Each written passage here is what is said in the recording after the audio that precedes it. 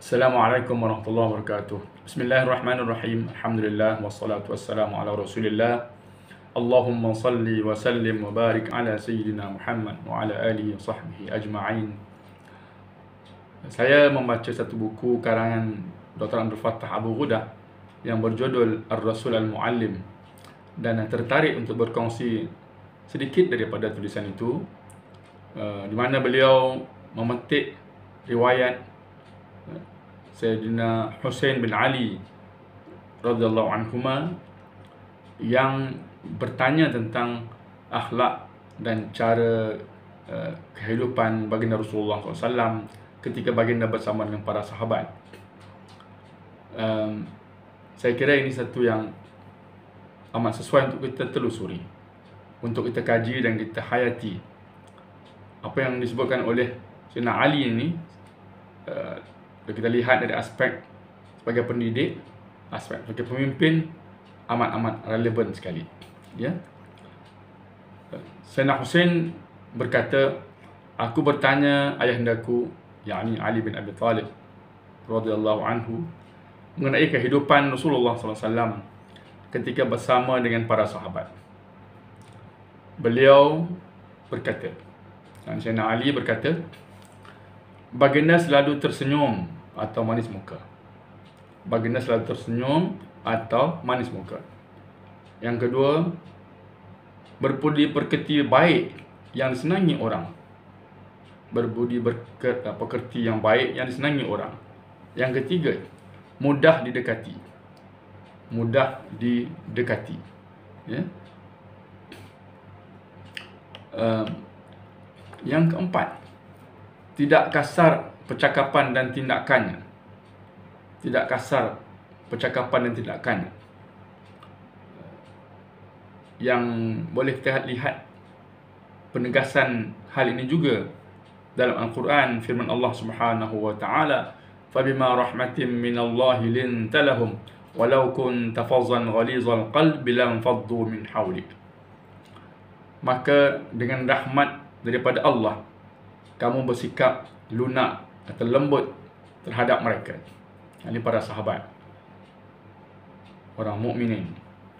Dan seandainya kamu bersikap keras hati, kasar, sudah tentu mereka akan menjauhkan diri daripada kamu.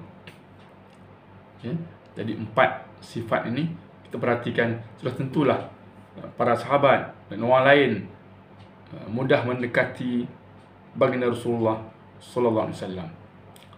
Senang untuk bersama baginda Rasulullah sallallahu alaihi wasallam. Sifat-sifat seperti ini bagi seorang pemimpin amat penting dan powerful untuk menarik pengikut.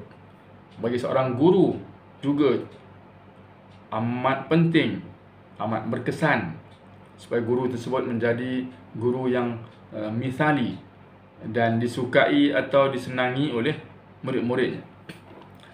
Sayyidina Ali meneruskan lagi, yang kelima, baginda tidak berteriak-teriak atau menjerit, ya, bersuara kasar, suara tinggi yang tidak perlu. Ini pun satu lagi sifat yang perlu kita hayati. Kalaulah seorang guru menjerit suara tinggi tak tentu pasal pun tak senang murid-muridnya. Kalau pemimpin pun sama juga. Kalau ahli parlimen, ahli Dewan Undangan Negeri, apatah lagi memalukan, memberikan imej yang buruk kepada rakyat. Yang keenam, baginda tidak suka mencaci dan memalukan orang lain. Ya, kita perhatikan, sekalipun baginda seorang yang tinggi kedudukannya, seorang pemimpin tertinggi, seorang yang hebat, tapi baginda tidak sekali-kali memandang rendah kepada orang lain lalu mencaci mereka, memalukan mereka di hadapan orang. Bahkan baginda menasihati, mengajar kita supaya mengelak perkara ini. Ini pun satu perkara juga bagi seorang guru, elakkanlah daripada memandang rendah, menghina, merendahkan seorang murid, apatah lagi di halayak rakan-rakannya. Baginda juga yang seterusnya kata Sayyidina Ali, tidak memuji berlebih-lebihan. tidak memuji seorang berlebih-lebihan. Yang ketujuh, melupakan apa yang baginda tidak sukai. Baginda tidak ambil pot lah. Ya. Yang ke-8, tidak menghampakan permintaan atau hajat orang yang berharap kepada baginda. Tidak menghampakan permintaan atau hajat orang yang berharap kepada baginda. Yang kadang-kadang kita dapati dalam riwayat yang lain, ketika mana ada hajat oleh orang lain yang baginda tidak dapat menunaikannya, baginda akan tawarkan kepada sahabat, siapa yang boleh membantu si fulan ini. Ya. Yang seterusnya, baginda menghindari 3 perkara. Apa dia? Bertelingkah atau bertengkar, banyak berkata-kata. Yang ketiga, menghindari perkara yang tidak berkaitan dengan baginda. Ya. Bertengkar, bertelingkah, banyak berkata-kata, dan menghindari perkara yang tidak berkaitan dengan baginda. Yang seterusnya, baginda sabar melayani orang asing yang bertanya sesuatu soalan, atau orang asing yang meminta sesuatu yang kelihatannya tidak sepatutnya, atau yang pelik-pelik, tapi baginda sabar melayani mereka. Dalam hal ini saya ingin menarik perhatian kita kepada satu riwayat oleh Abu Ayyub Al-Ansari, menceritakan satu peristiwa ketika Rasulullah SAW sedang bermusafir bersama sahabat. Baginda menunggang unta. Tiba-tiba datang seorang Arab Hulu ataupun Badui.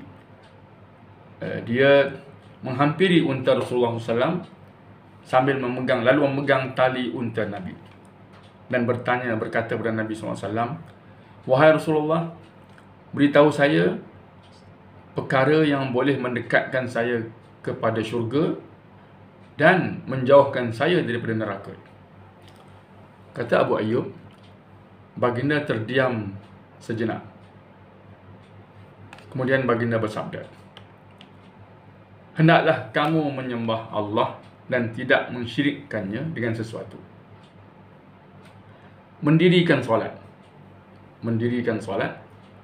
menunaikan zakat, dan menghubung silaturrahim." Ada 4 perkara Nabi pesan kepada Badui tadi yang insya-Allah dapat menyelamatkan dia daripada neraka, mendekatkannya kepada syurga. Dan soalan Badui tadi menjadi jawapan yang diberikan oleh Nabi, menjadi panduan juga kepada kita. Ya. Baik, dan yang terakhir, baginda tidak memotong cakap orang, melainkan jika orang tersebut melampaui batas dalam percakapan ataupun perbicaraannya, ataupun percakapan tersebut yang tidak perlu atau cakap yang berdosa, lalu baginda akan menegurnya ataupun baginda beredar dari majlis tersebut. Ya, kata Sayyidina Ali, baginda tidak memotong cakap orang lain, melainkan jika orang itu melampaui batas dalam cakapannya.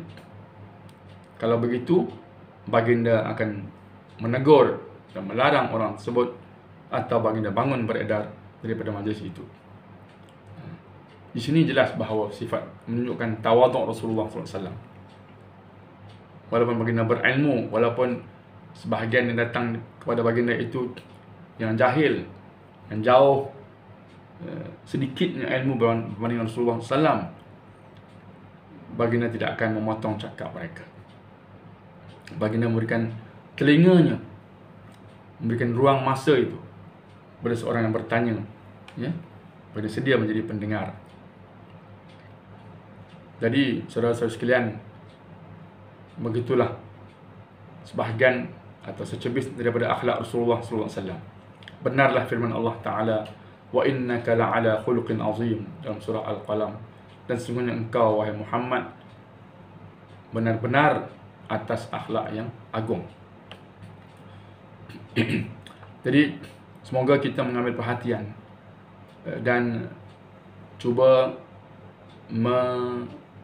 mencontohi, meneladani akhlak Rasulullah SAW yang baginda tunjukkan itu pada kita. Dan akhlak baginda ini evergreen, petunjuk dan panduan yang sentiasa relevan untuk para pendidik, untuk para pemimpin, untuk para ibu bapa, bahkan untuk semua kita.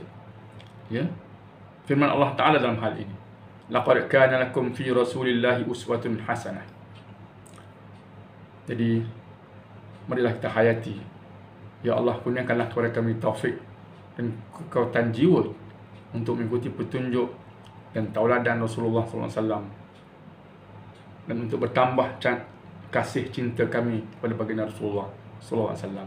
Dan akhirnya berilah kami peluang untuk bertemu baginda Rasulullah SAW di syurga kelak.